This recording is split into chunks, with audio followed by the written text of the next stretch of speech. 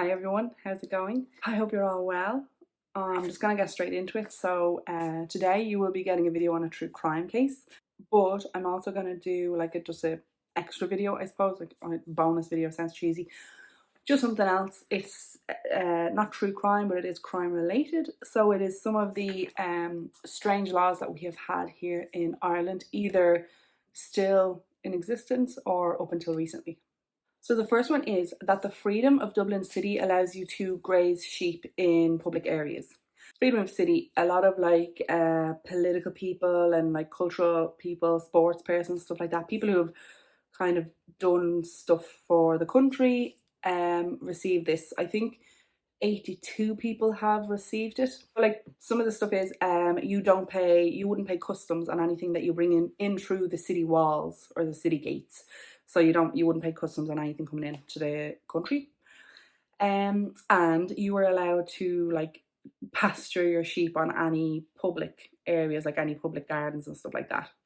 So someone who actually took advantage of this law was Bono and The Edge from U2.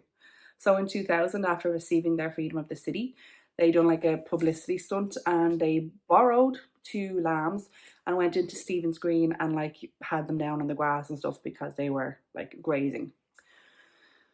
To be honest, it's a bit silly, I think, because I'll show you some footage of it. Basically, the lambs, like, they just have these two little lambs like just trying to like run around and stuff. It's very much a publicity stunt. Like there's loads of cameras and stuff, so it's I don't know, I just feel bad for the two little lambs because I'm sure they're like, what is going on? I don't like things like that where they're like shoving cameras in little animals' faces and stuff. However, with great power comes great responsibility. So another part of the whole law thing is that anyone who does receive this privilege must be ready to defend the city from attack and can be called on to join a city militia at short notice. Okay, the next one isn't a huge one because I didn't even know that this was a thing. So a bap, like a bread thing, can only be called a blah in Waterford. Now, I'd never heard of the word blah before anyway. So a bap is more round of a kind of basically a roll. So it's like a round roll. The bap or the blah, sorry, apparently is it's square in shape and it's a lot more doughier and softer. So on the 19th of November 2013, the European Commission decided to award Blah and Waterford Blah protected designation of origin status. So unless you bake it there, you can't do it there. It's the same as champagne. Yeah, champagne, to be actually called champagne, has to come from the region of Champagne. So even if you make, is champagne a sparkling wine, I think? Even if you make that, but you're from like, I don't know, Bordeaux or Paris or somewhere, you can't call it that. I think you have to call it like a sparkling wine. It can only have the name champagne if it comes from that area. Again, I think that's like a protection of origin status. Okay, so on to one of the darker ones. So the act of suicide, taking one's life, or attempted suicide was considered a crime. And up until 1964, the punishment for attempting suicide was death by hanging. And believe it or not, up until as recently as the 5th of May 1993 is when they had a debate in the Dáil to remove it as a crime altogether. So up until 1993, it was technically still illegal to try and commit suicide. So obviously, I mean, I can put the link up for the debate. I don't think, from when I read it, I don't think anyone was disagreeing with this like motion. Obviously, everybody was saying, no, this is madness. But sadly, in a 2021 article, at least 20 countries still have it as that it's illegal to attempt suicide. And it says like the only thing that this does is deter people from trying to get help. Okay, one more dark one and I promise I will leave you with a light one. But we do love the dark stuff, don't we? So in Ireland, foods including porridge and potatoes were reserved for the lower orders of people, the lower class. This happened in the Proclamation of 1817 and it was reserved for, quote, lower orders of people. So the law was apparently passed to protect those who would be vulnerable to famine. Although I will just point out that it didn't really do a lot, because the Great Famine, or also known as the Great Hunger of 1845 to 1849, and I put a picture up and stuff of like what happened to the potatoes, like the potatoes were like rotted and stuff. And again, because so many people literally relied on potatoes, that's all they essentially ate, they starved. So 1 million people died, up to 2 million more emigrated. Our population before the famine was 8.5 million, and as of the end of last year, we just reached over 5 million. So yeah, basically the population dropped by about 25%. In some towns, it was actually down as low as 67%.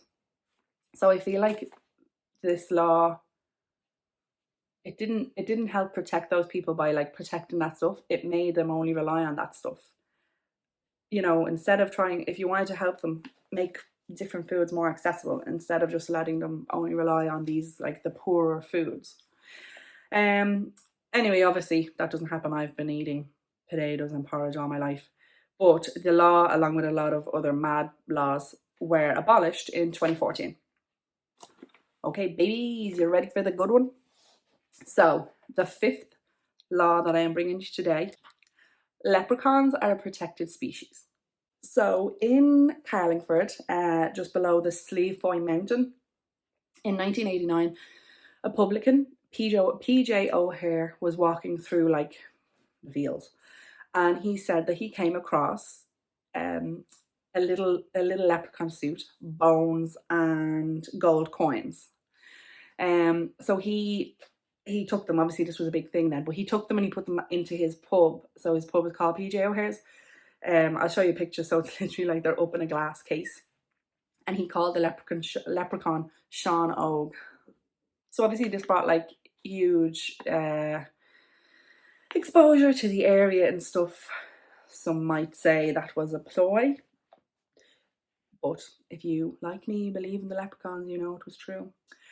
And so this actually then led to the Carlingford National Leprechaun Hunt that happens like every year. I'll put up I'll try to put up videos, or else I'll put the links to the videos. They're on YouTube anyway, that you can go see. So in 2009, the European Union Habitats Directive announced that the Slieve Foy Mountain is a designated area of protection for flora, fauna, wild animals, and little people. And reps from the EU Commission came over for the ceremony. And that, ladies and gentlemen, is why you never see leprechauns. So they were 5 strange, stupid, idiotic laws. No, not idiotic. Those leprechauns need our help. But yes, as I said, some of them are obviously still in place, and then some were rightly abolished. This was obviously, as I said, just something extra to do. If it's something you actually found interesting, I can do more, because the Breton laws, look them up. They are mad. Yeah, anyway, thank you for watching. Thank you for all the support. Yeah, getting so many nice comments and feedback and stuff, and case suggestions, and yeah, I appreciate it all. So I'm hoping to be a lot more active. So you should have like 3 videos out in the next kind of week. And yeah, so please take care, stay safe, have a good week, and I will see you in the next video. Thanks. Bye.